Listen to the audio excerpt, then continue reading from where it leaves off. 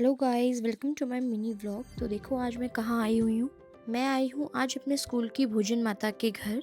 तो आज मैं आपको दिखाऊंगी कि पहाड़ों में जब हम किसी से कोई सामान खरीदते हैं तो वो हमें कैसे तोल कर देता है। इसे कहते हैं नाली। ये एक बर्तन होता है जो लकड़ी का बना हुआ होता है। तो अगर हम एक स्टैंडर्ड मेजरमेंट की बात करते हैं तो एक नाली का मतलब होता है 1.5 kg मीन्स 1.5 किलो। तो आज मैं खरीदने आई हूँ गाँव में मडुआ, जिसे कहीं पे रागी या फिर फिंगर मिलेट्स भी बोला जाता है। दोस्तों, जब हम इसे ऐसे गाँव में खरीदने जाते हैं तो हमें ये दाने के फॉर्म में मिलता है। फिर घर आकर इसे कूटो, धो, सुखाओ, उसके बाद पीसने के लिए दिया जाता है। तो ये अम्मा बांध रही थी मेरा कट्टा। फिर बच्चों को लेकर निकल पड़ी मैं घर की ओर। जो मेरा टोटल था जितना वेट, उसको हमने 3 पार्ट्स में डिवाइड किया। ये है गाइस हमारे हरे भरे पहाड़, और मैंने ये मडुआ खरीदा है।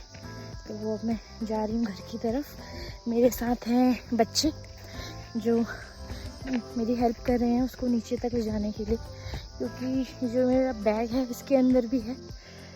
और बच्चों ने भी 6-6 किलो, या शायद मेरे से ज़्यादा 6-6 किलो नहीं, बच्चे बेचारे 10-10 किलो का कट्टा लेके अपने सिर में चल रहे हैं। लेकिन पहाड़ी बच्चों को थोड़ी आदत होती है। तो फिर लेकिन मैं घर पहुंच के इनको कुछ खाने पीने को दूंगी, इन्होंने जो मेरी हेल्प की है।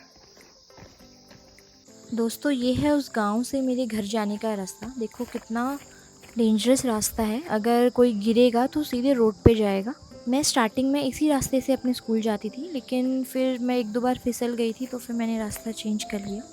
दोस्तों, सर्दियों में पहाड़ों में इसी का आटा बनाकर मडुए की रोटी पर घी या मक्खन लगाकर और भांग की चटनी के साथ इसे खाया जाता है। ये शुगर पेशेंट के लिए बहुत अच्छी होती है एंड इसमें कैल्शियम बहुत ज़्यादा होता है। मडुए का आटा जो होता है वो ग्लूटेन फ्री अनाज है और इसमें आयरन बहुत होता है। अब तो रागी इतना फेमस हो गया है कि साउथ इंडिया में रागी की इडली, डोसा ये सब बनने लगे हैं, और नॉर्थ इंडिया में भी इसके बिस्किट्स बहुत खा रहे हैं लोग। तो ऐसे जंगलों से होता हुआ ये रास्ता जा रहा था मेरे घर। तो अब मैं नीचे पहुंचने ही वाले हैं हम लोग जस्ट रोड पे, और अब आ गया है मेरा घर। तो अब बच्चों को खिलाते हैं कुछ, क्योंकि उन्होंने मेरी हेल्प करी है।